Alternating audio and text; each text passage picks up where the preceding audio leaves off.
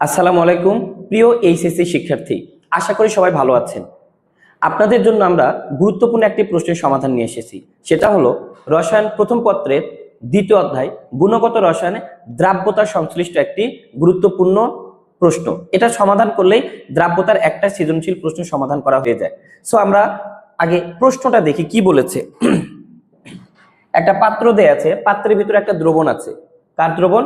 Silver ক্লোরাইডের দ্রবণ। কত গ্রাম silver chloride দ্রবণ দেয়া আছে? 300 গ্রাম।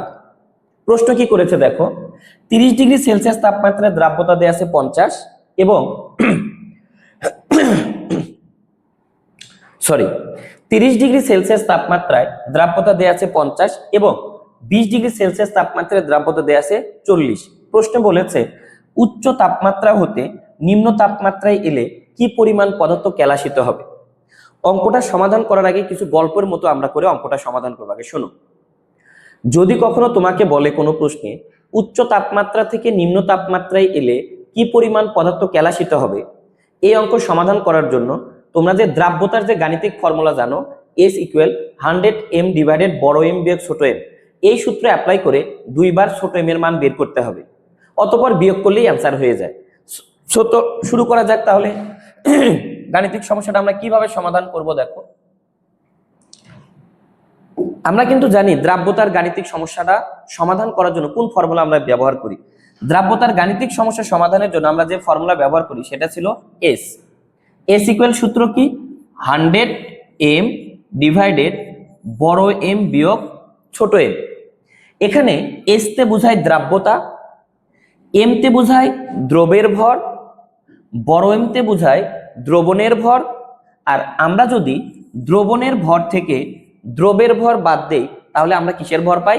দ্রাবকের ভর পাই। মূলত এই সূত্রটি অ্যাপ্লাই করে আমরা দুইবার ছোট m এর মান বের করব, অর্থাৎ দ্রবের পরিমাণ নির্ণয় করব।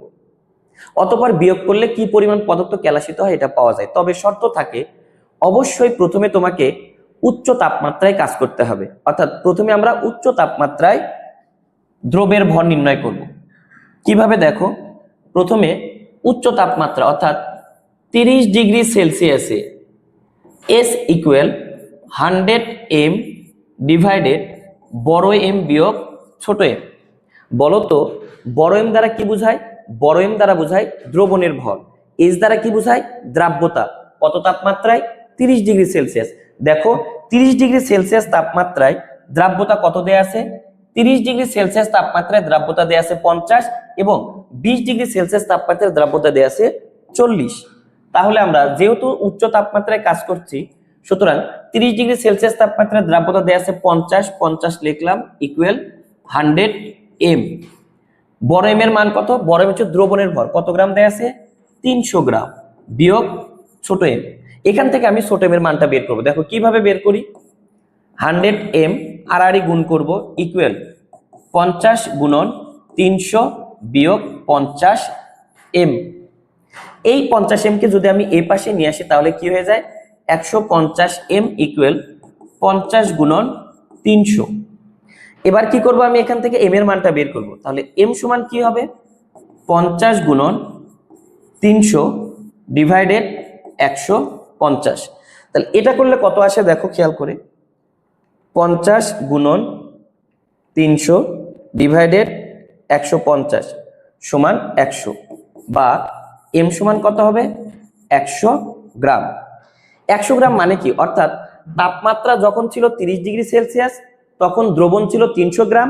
এই 300 গ্রাম দ্রবণের মধ্যে 100 গ্রাম আছে দ্রব্য, অর্থাৎ সিলভার ক্লোরাইড আছে 100 গ্রাম। তাহলে আমরা উচ্চ তাপমাত্রায় m এর মান বের করলাম। এবার আমরা কোন তাপমাত্রায় বের করব? নিম্ন তাপমাত্রায় m এর মান বের করব। তবে মনে রাখবা এখানে একটা ক্লু। সেই ক্লুটা কি?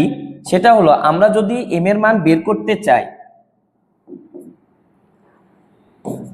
এক্ষেত্রে আমরা যদি m এর মান বের করতে চাই তাহলে আমাদের যেটা করতে হয় খেয়াল করো, আমরা এখন ছোট m এর মান আবার বের করব। কোন তাপমাত্রায়? নিম্ন তাপমাত্রায়। তবে নিম্ন তাপমাত্রায় ছোট m এর মান বের করার আগে আমরা দ্রাবকের পরিমাণটা নির্ণয় করব। কিভাবে? বড় m বিয়োগ ছোট m। তাহলে খেয়াল করে এখন বড় m বিয়োগ ছোট m আমি কিভাবে করব? বড় m বিয়োগ ছোট m। বলো তো বড় m এর মান কত? 300 বিয়োগ ছোট m এর মান কত বের করেছি? 100 সমান 200 গ্রাম। তার মানে আমার কাছে 300 গ্রাম দ্রবণ থাকলে দ্রাবক আছে কয় গ্রাম? 200 গ্রাম। আর যখন 30 ডিগ্রি সেলসিয়াস তখন দ্রব্য কত গ্রাম? 100 গ্রাম। এবার আমি কোন তাপমাত্রা নিয়ে কাজ করব? এবার কাজ করব আমি 20 ডিগ্রি সেলসিয়াস। সো আমি এখানে লিখব 20 degree Celsius A S equal, সূত্র কি হবে? 100 m ডিভাইডেড বড় এম বিয়োগ ছোট এম।